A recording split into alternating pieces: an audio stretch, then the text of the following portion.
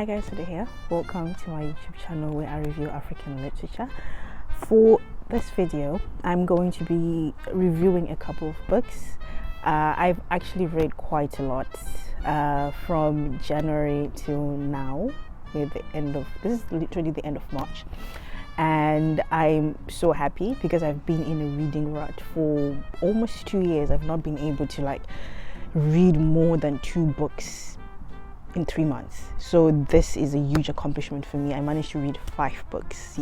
5 books, 4 physical and 1 soft copy. And I am when I'm reading, it means I'm writing, so I'm in a very good space right now.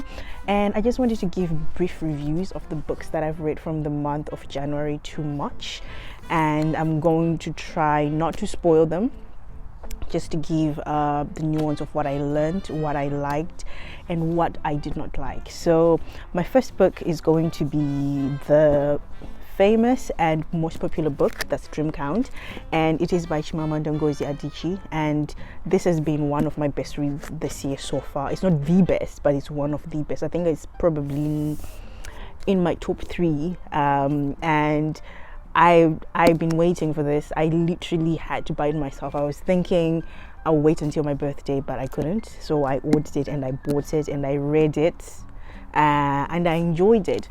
So this book, it's very close to home. It's like realistic fiction. So if you're looking for something that will make you escape, this will make you think. I think all books by Chimamanda, they make you think, which is a very good thing. They make you explore and face yourself, because for this book I related more to the first character, who is Chiamaka, and it was very close to home because she's going through or went through things that I personally am going through. So at some point it was very uncomfortable because I was like, ugh, I'm like reading about myself. But the things that she talked about were very real, and these are things that we face almost every single day. So just to give the essence of the book, it's a book about 4 women whose lives intertwine in different ways. We have Chiamaka, who is the main character of the book, and she's a travel writer who wanted to be an author, but she had the privilege to be a travel writer because she comes from a very wealthy family. So this book centers on wealthy people, except for one. And we have Zikora. She's a lawyer, corporate lawyer, and she goes through the motions of motherhood and discovering herself as a mother, and also getting to understand her mother. And I think that was one of the most powerful things about motherhood that I've read. As a daughter myself, sometimes I don't understand my mom, sometimes we butt heads, but I think with this book it helped me to take a step back and try and understand why my mother acts in certain ways that I cannot understand, ways that I might understand but not be very sympathetic towards. So this book really pushed me to just realize that my mom was a girl once, and she's literally a girl at heart, And we have Kadiatu.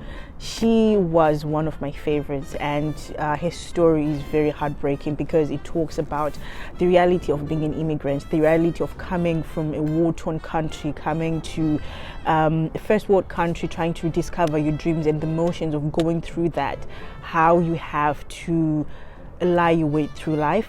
And what she goes through is based or inspired by a true story which happened in America, where Kadiachi, she's a maid, so she's in between. She cleans for Chiamaka and she works at a hotel, and she's sexually violated by a client, a VIP client, and this is the Diallo Stroud Khan case, which happened in France, I think around 2014. I was not familiar with the story because I was quite young and I was not familiar with it. So having to read the story and having to know more about Kadiatu, it was very, very eye-opening. And so many immigrant women go through this, where they come to a first world country trying to do the best for their children, and then they are met by all these things. And in Khadija, it was very unfortunate that, you know, she was actually sexually violated in this book, but because she had lied before when she was applying for a visa, they now use that to say that she's a liar. So they said that it wasn't credible, which to me did not really make any sense, because what she did, her visa and the current case, they had nothing to do with each other. But you just see the realities of life, that you're expected to be a saint, because at the end of the day, we're all not saints. We've all gone through things where we had to maneuver through life lying or omitting some things, you know. And that was the case with Khadija too. She applied on a visa where she had to say something. She actually did not lie, because she ended up not telling the story, but how they spinned it, it seemed as if she was not credible at all. And this is the reality of most people, where you made a mistake long ago, you're held accountable for it, for something that is not related to what you're being judged towards. And then we have Omelego. I hope I'm pronouncing her name correctly. And she's the Robin Hood of modern times. She's a banker, and she was working with like the most highest banks in Nigeria, and she was like at the top. So she was one of the highest paid and highest bankers in Nigeria. She was even rubbing shoulders with the president and all the high officials, the big man, the governors, and all of that. And she's Chiamaka's cousin, and we see how her life as a banker, she sees the corruption that goes on, how they steal people's money, people's pensions, you know, how most politicians, they steal ordinary people's money and then they flaunt it, because they were stealing money for pensioners, and then the pensioners, when they were going to collect the money, they had to wait in line for hours and hours, and some of them passed away waiting for the money. So because Omelego, she had taken part in it, she felt guilty, and to atone for that, she ended up stealing money from the governors or from the big people and giving it to, you know, women with dreams, and that actually did a very, very good thing. Then she segued and then went to America as an older person, trying to restart her life and start going to university. And I think it showed the reality of how restarting your life is not as easy, especially when you're going back to school and you're in your 40s and you're restarting, and then you have to work with people who are way younger, because I'm in that position where I want to restart my life. And reading about this book was more of a reality check and a warning, which I'm very grateful for, because everything is not going to pan out as you think it might. And also the fact that she was coming from Nigeria and she had to go to America, so two completely different cultures, and how America and Americans are very centered in thinking that they're the firstborns of the world. They think the world revolves around them, but there's a powerful quote that says America is just America. It's very provincial. America is not the world. So how they see things is not exactly how everyone sees the world. So I found this book to be very powerful, and I highly recommend it. It's probably number 3 in my top 3 at the moment, the books that I've read so far this year. And obviously with Chimamanda, you have to have a dictionary when you're reading this, because this is also a learning session. So make sure you have your thesaurus, and don't go into it expecting a happy ending or an ending like Americana. This is about real people. It was more of like I wouldn't say a non-biography, but it was more like writing essays written by other people and how exactly they delve into themselves. And another thing, I almost forgot, that she focuses on is talking about women's bodies. There's FMG, which is what Khadija experienced. She also talked about PMDD, which is something that I found out about when I got to 25 and I was realizing that my body was acting in a way that I could not understand. So it was very, very enlightening, and I felt good because it means that I'm not the only person in the world who was going through this. And it also talks about giving birth when you're older and what that looks like. It also talks about love, because the essence of the book is love, and how love looks differently from all angles of life. There are a couple of men that I would like to fight from this book: Kwame and Donnell, the worst characters I've ever read about in my life. But those are actually real people. There are people who do that. So I highly recommend it. I'm trying not to spoil it and say the whole thing, but this is my review for Dream Count. Number 2 was Turning Tables by Alice Takawira. So I've had this book for quite a while, and I'm reading through my TBR at the moment. And I remember I went to a launch. She's a very, very nice lady. She came here from America. She did a launch. She invited me. She gave me the platform to also talk about my book. So I'm very, very grateful for her. So this book is actually a romance thriller. This was my first experience reading an African romance thriller, and I thoroughly enjoyed it.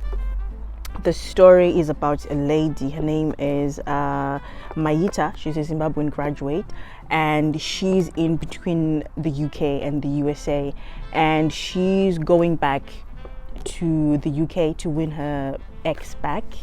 I think Maita is an avoidant. If you're familiar with attachment styles, she's an avoidant. So she left her boyfriend Ade, who really loved her, but because she wanted to go to university, she felt like he was suffocating her, because he was planning on, joining her and for them to build a life together. But I think it was a bit too much for her, so she broke up with him, and then she just went, never said anything again.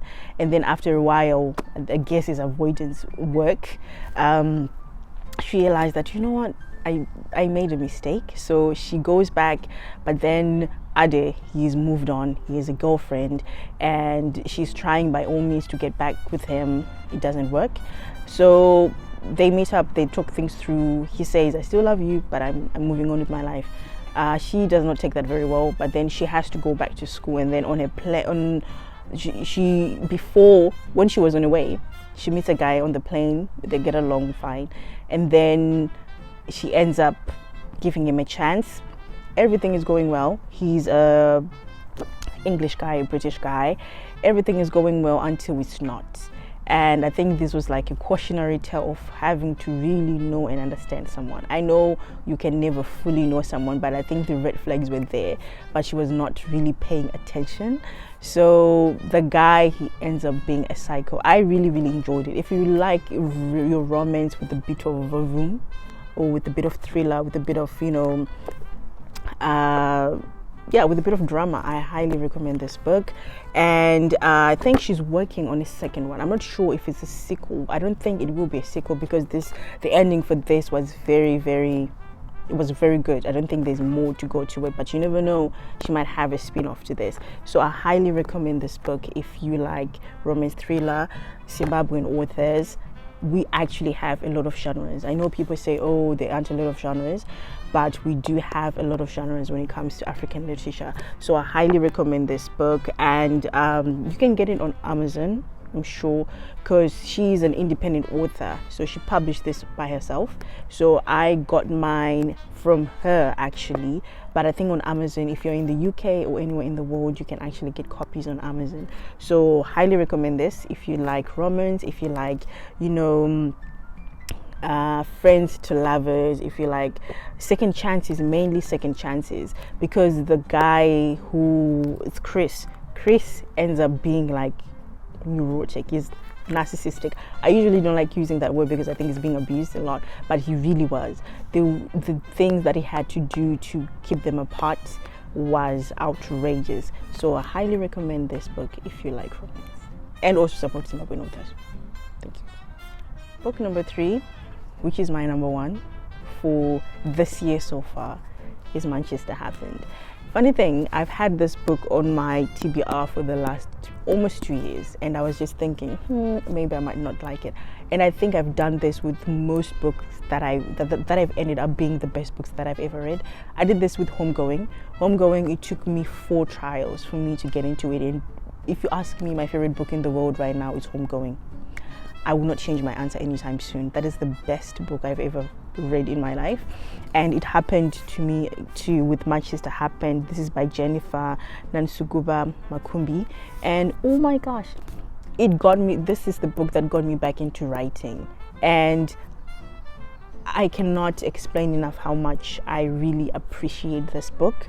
It's become my writing Bible, if I should say, because usually when I'm writing, I do have a book which I usually go back to kind of see the kind of style that the author is writing. And for me, for 3:15 a.m., which is my first book, it was The Thing Around Your Neck by Chimamanda.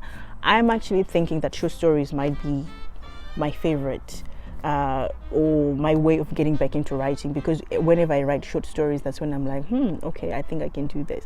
And this book has done wonders for me. It has made me realize that I can still write, because I was in a rut for the last 3 years since I published my first book. For some weird reason, I've not been able to write. Excuse me, but this book got me into it. It is a collection of short stories which touch on Ugandans in the diaspora and those who are going back home. So it is a very powerful place. And also because she was writing about Manchester, I'm familiar with some of the parts of Manchester that she was writing about. So that was very good, because I was imagining the places and thinking, oh, I know that place. And one of my favorite stories from this book has to do with the family that goes back home. Let me check the title actually, because I'll probably be saying the wrong thing. But it was My Brother Gwemage, and this was the funniest and yet most powerful story from this book for me. And I really enjoyed how she went in between characters. So what I've noticed, not that I'm comparing, but what I've noticed through reading is with Jennifer, I've also read The First Woman, and I've also read Kintu. With Jennifer, she highlights and expresses the thoughts that the author, that the reader yourself or other people cannot really express, maybe because they fear of being thought as mean or something. So it's usually the thoughts that she really highlights, which I really like. The things that you don't want anyone to know that you're thinking about, those were the things that she was expressing. And I really, really, really appreciate it, because it made me realize that I'm not crazy, because there are other thoughts that I have that I'm like, okay, I don't think I should think like this. But I think when you give them to your characters, it humanizes them. So for me, I truly, truly like this. And the difference between her and Chimamanda, with Chimamanda, I find that she's very good at describing emotions. Those emotions that she said, I don't know how I'm feeling, she will describe them. She will describe that emotion, and then she will express the thought. So I found that to be very, very powerful, and I think that's why they're my favorite authors, because they're able to write in a way that I want to write, and that gives me the image and gives me the words to really say what I want to write. So this is so far my number one book that I've read this year. And I highly recommend it. If you want to get back to reading short stories, I think they're always powerful. You can always start with short stories, because you don't really have to commit. Unlike a huge book like Dream Count, you kind of have to commit to this, because you started, you have to finish. But with short stories, you can skip, because there's one which I really didn't get. I think it was about the dog. He was talking about the experience. I was like, no, I'm not really in the mood. So highly recommend this book, and I'm very grateful for Ruva. She recommended this book a long time ago, but I kept putting it aside. You were not wrong. You were very right, and thank you so much. My current read right now is Mensa's London Blues and Other Stories. This is also a collection of short stories. I think also because now I'm in the mood for writing, I'm reading quite a lot of short stories. And this is by Austin Kaluba, and he is a Zambian, or he was born in Zambia. And what I find fascinating about this author is he's able to write from different African point of views. There's a story about a Zambian, there's a story about a Zimbabwean, there's a story about Nigerian, or Nigerian first person. That's what I'm trying to say. He writes as a Zimbabwean, as a Nigerian, as a Ghanaian. as a Zambian, and I find that to be very, very powerful, because I think you have to experience all these people to be able to write from that.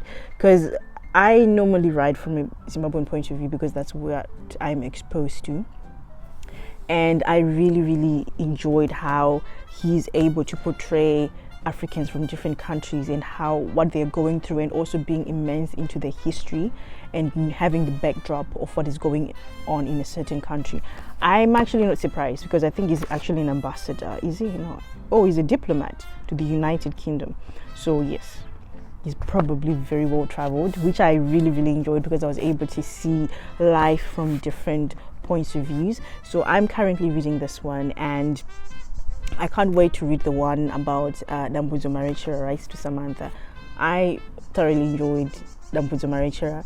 Most people say they don't understand him, but I got him.